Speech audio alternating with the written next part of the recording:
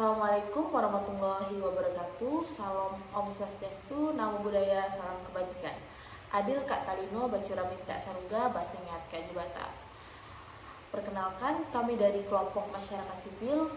Saya Gita Suci Ramadhani. Saya Bertus Pundi. Dan saya Giovanni Salmanto. Di sini kami akan menjelaskan tentang gejolak pasca kerusuhan Poso. Seperti yang kita tahu, pada saat itu Indonesia sangat rentan dengan perpecahan. Terjadi berbagai gejolak konflik di berbagai daerah, salah satunya konflik yang terjadi di Poso. Yang disinyalir oleh banyak kalangan adalah konflik bernuansa SARA, yang pertikaian suku dan pemeluk agama Islam dan Kristen.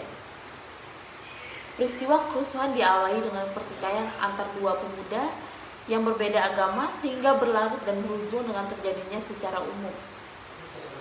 Konflik di Poso sudah berlangsung 3 kali. Peristiwa pertama terjadi di akhir 1998. Kerusuhan pertama ini dengan cepat diatasi pihak keamanan setempat, kemudian diikuti oleh komitmen kedua belah pihak yang berseteru agar tidak terulang lagi. Akan tetapi berselang kurang lebih dari 17 bulan, kemudian tepatnya pada 16 April 2000, konflik kedua pun pecah atau penyebab dari akar konflik sosial. Yang terjadi di Poso, Wapres menjelaskan bahwa kasus Poso terjadi bukan karena masalah agama, namun adanya rasa ketidakadilan. Awal mula terjadinya konflik karena adanya demokrasi yang secara tiba-tiba terbuka dan membuat siapapun pemenangnya yang akan mengambil semua kekuasaan. Padahal pada masa sebelumnya, melalui musbidah setempat selalu diusahakan adanya keseimbangan. Contohnya, jika bupatinya berasal dari kalangan Kristen, maka wakilnya akan dicarikan dari Islam. Begitu pula sebaliknya. Dengan demikian, terjadi harmonisasi. Namun, dengan demokrasi, tiba-tiba the winner take all, kata Wapres, karena menangnya mengambil alih semua kekuasaan.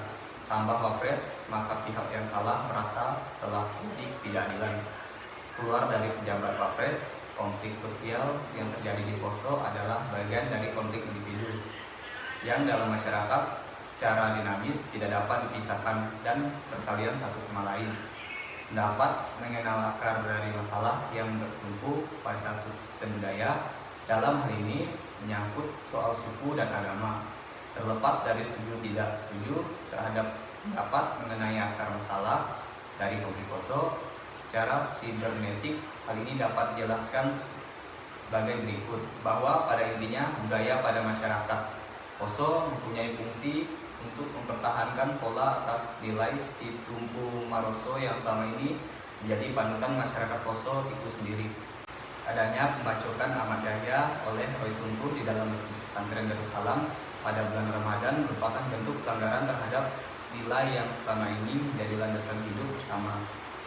Pada satu sisi, muslim berisik ketenteramannya dalam menjalankan ibadah di bulan Ramadan, kemudian menimbulkan reaksi balik untuk melakukan tindakan pembalasan terhadap pelaku pelanggaran nilai-nilai tersebut.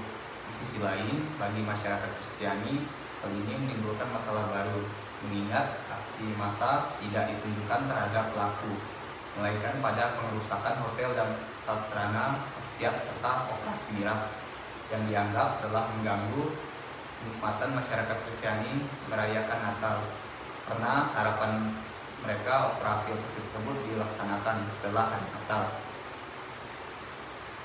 Pandangan kedua terhadap akar masalah konflik sosial yang terjadi di Poso ini adanya perkelahian antar pemuda yang diakibatkan oleh minuman keras.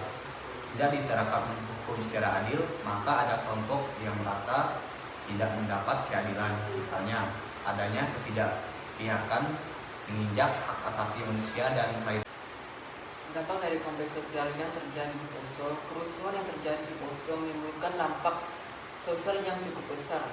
Jika dilihat dari kerugian yang diakibatkan oleh konflik tersebut, selain kehilangan nyawa dan harta benda secara psikologis, berdampak besar bagi mereka yang mengalami kerusuhan.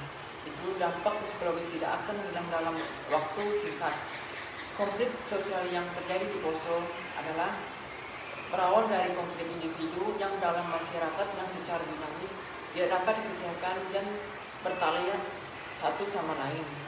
Pendapat mengenai akar dari masalah yang bertumbuh pada subsistem budaya dalam hal ini menyangkut soal suku dan agama, belum lagi kurang adanya keadilan, di mana ada sebagian masyarakat yang merasa didiskriminasi. Ada juga masalah politik di mana pemerintahan dan struktur pemerintahan oleh satu pihak dan arti tidak ada keseimbangan jabatan dalam pemerintahan. Akar masalah konflik Poso adalah kesenjangan sosial, ketidakadilan, terutama terjadinya marginalisasi politik antara penduduk asli dan para pendatang. Banyak pihak yang berperan dalam konflik Poso yang dengan sengaja menghembuskan isu etnis dan agama untuk kepentingan pribadi dan kelompoknya, sehingga masyarakat terprovokasi dan bersikap anarkis. Pendekatan budaya merupakan pendekatan terbaik dan efektif dalam menghentikan konflik sosial di Poso. Filosofi hidup masyarakat Poso, Sinturu Maroso, terbukti efektif mengembalikan harmonisasi kehidupan masyarakat Poso. Sekian penjelasan dari kelompok kami akhiri dengan wabillahi taufik wal hidayah. Wassalamualaikum warahmatullahi wabarakatuh. Sampai jumpa di lain waktu. Dadah. Dadah.